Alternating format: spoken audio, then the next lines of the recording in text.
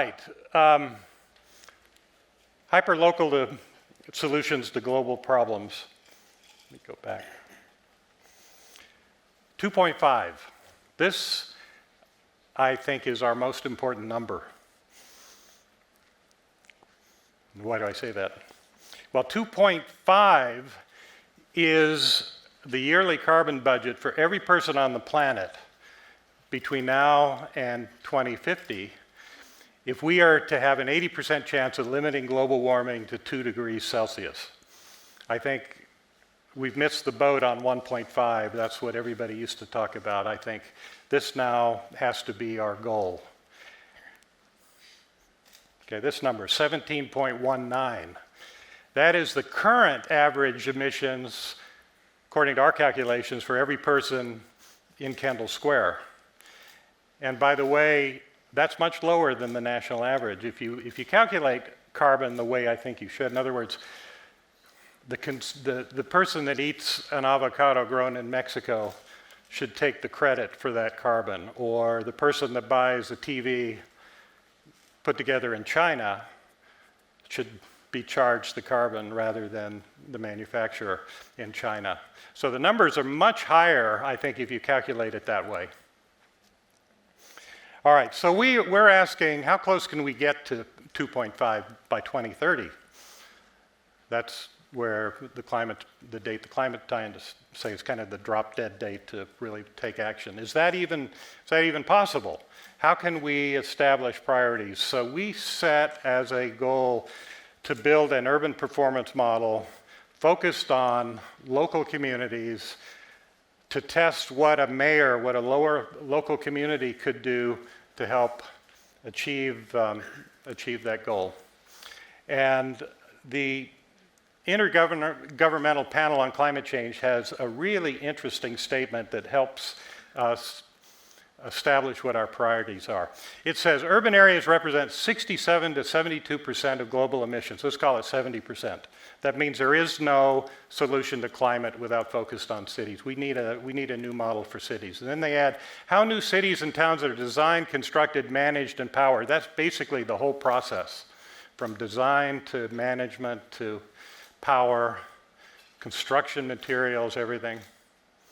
Will lock in, meaning once it's locked in, it's really hard to change.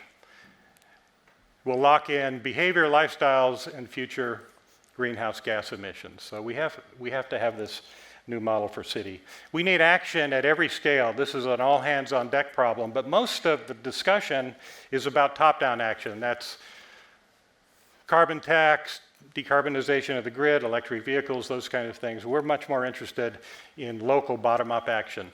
What could a city do? And this is really critical because 90% of the population growth will take place in cities. As I mentioned, roughly 70% of global emissions are in cities.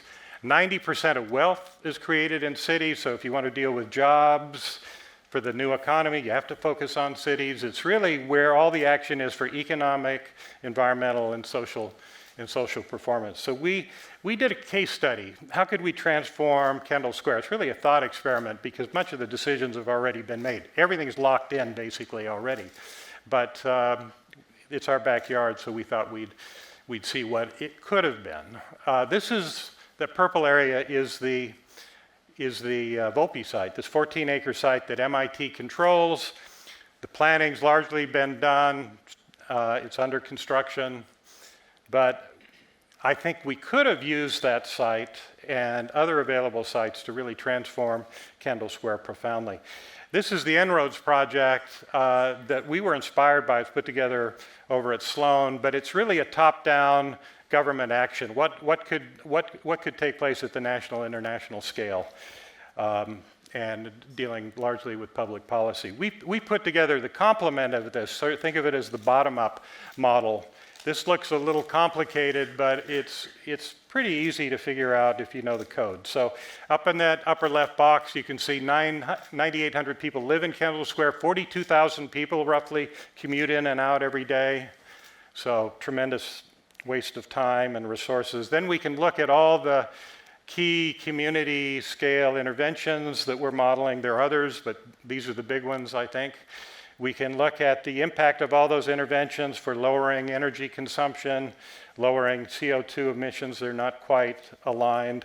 Then we can look at a fine-grained model visualization of the social, economic, and environmental metrics. We can look at different percentages of renewable energy that could be introduced to the area, and then finally we can look at what's being supplied on the grid, okay? So let's go quickly through these community scale interventions. So renewable energy to the grid, we just take the Massachusetts roadmap. You can see there's not a whole lot of solar being added between now and 2030, wind, et cetera. So let's just accept that. Then let's look at electric vehicles. These are the kind of conventional, green city solutions, electric vehicles. So we took the transportation survey, MIT transportation survey, and from that survey we know where people live, we know their schedule, we know where they work, we know their commuting mode, whether they drive by themselves or carpool, et cetera. We did a little thought experiment again. What if everybody drove an electric vehicle? So you dial that up to 100%. Every single person who's commuting in, those 42,000 people, are driving electric vehicles. So what does that do? We start at 17.19. That gets us down to 15.5. Electric vehicles plus decarbonizing the grid with the Massachusetts roadmap. Not going to save the planet. Then we looked at hybrid work. I suspected that hybrid work for the pandemic was actually dramatically lowering emissions. We went from corporate-centric to more of a distributed model, people working from home. And what we found out that even if you introduce significant hybrid work models, in this case 3 days a week, 100% of the people are working at home, it doesn't change much because people are using more air conditioning, they're driving more locally. Deep retrofitted buildings. This is, I think, a critical area that we certainly should do. Electrifying buildings, high performance HVAC insulation, low E lighting and appliances and the like. Okay, so let's look at that. And by the way, I should mention in the upper left hand of the screen, you can see the social and the environmental and the economic. What we're looking for are solutions that ideally do all three. So this does have some social and environmental impact. Electric vehicles, essentially none, because you can introduce better ventilation, et cetera. Anyway, so we're starting a little over 15. So high performance buildings, hybrid work gets us to 14.3. We're not anywhere near 2.5. Live work symmetry. So this is a pretty radical proposal. This is saying let's build housing near workplaces such that everybody that works at Kendall Square has an opportunity to live nearby within walking distance. And that would mean essentially all housing for all the available sites at much higher density than the zoning allows. So we built a cityscope model of Kendall Square. You can dynamically adjust the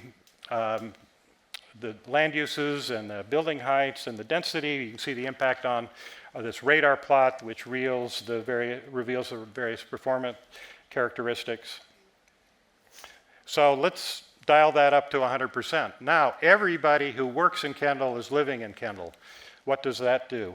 Oh, first, okay, we have housing in sync with jobs. We also need amenities, right? Because if you don't add the amenities nearby, then people will just drive a lot to Costco and the grocery store and whatever. So we use mobile phone data to assess what do people actually do by profiles. What do people, a young family with children, what do they do? What are the resources they access and when? And we can look at what is missing in a particular area. So everything with a red X there is missing in Kendall Square. It's really a completely dysfunctional community with respect to activities of daily living. This is Cityscope model that we did in China, where red is bad, green is good. You're adding parks. You can assess walkable access to parks, or it could be mass transit or shopping, et cetera. So now we introduce both walkable access to housing and amenities, dial that up to 100%, have kind of an idealized walkable community, kind of the ideal 15-minute city that Norman mentioned. Now we're down to 8.54. That actually made a much bigger difference than all those other things. So we're making progress. Now we've built all these houses, 42,000 apartments in the city.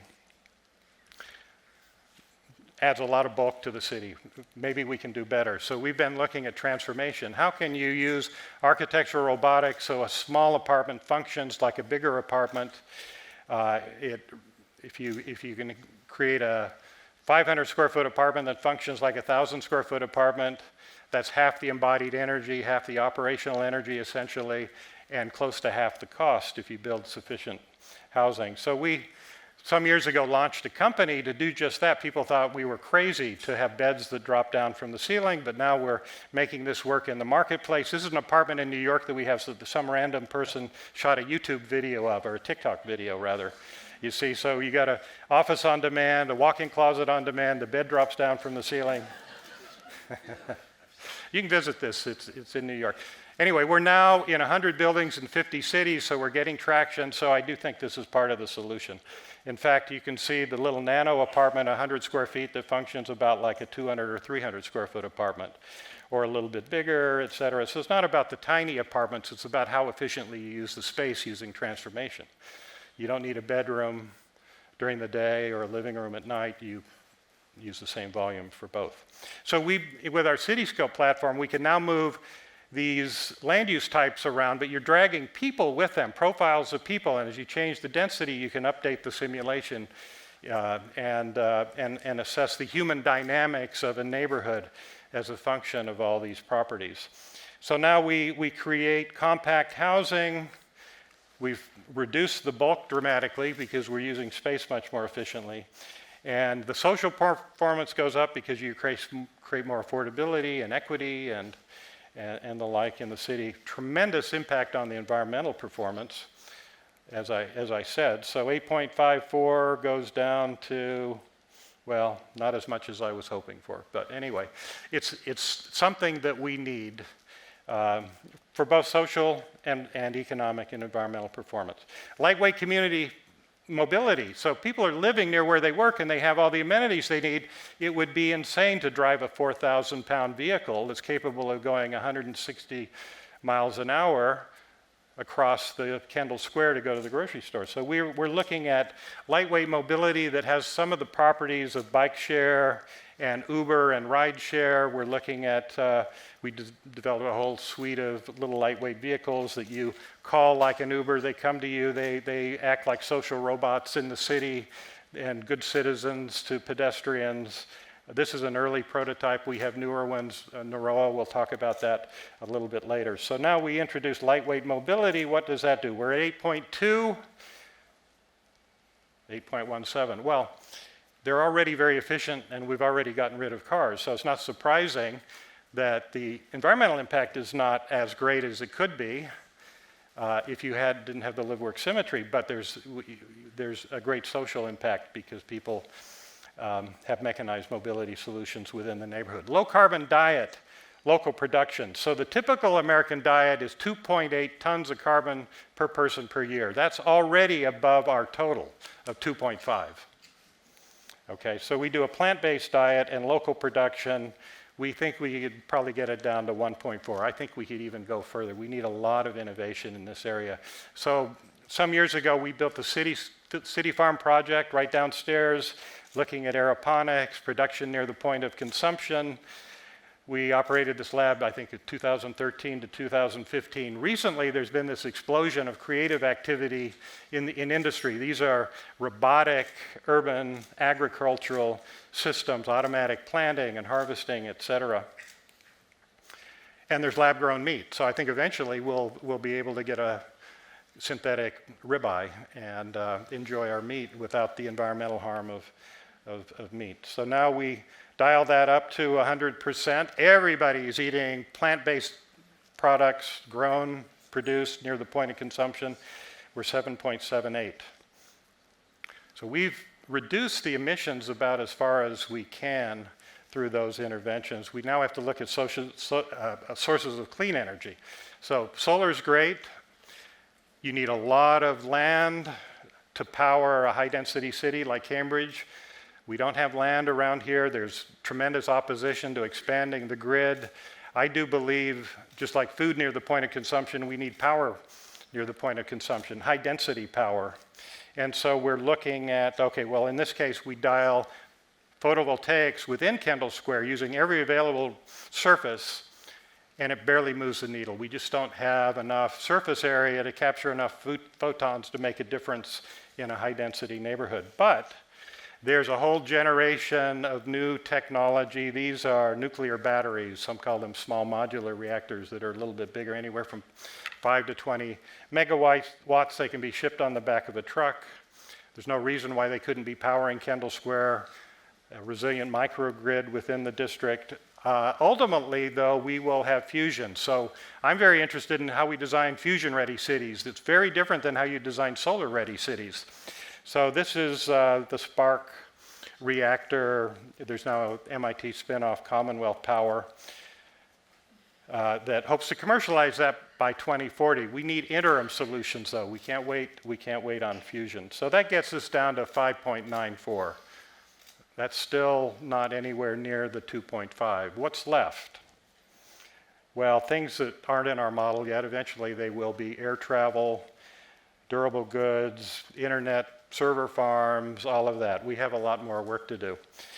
Now what we're going to do now, think of this talk right here as an introduction to a series of chapters. So my team, we're going to have 6 quick talks. They're going to take the key elements of this model that I just outlined to give you a little more detail.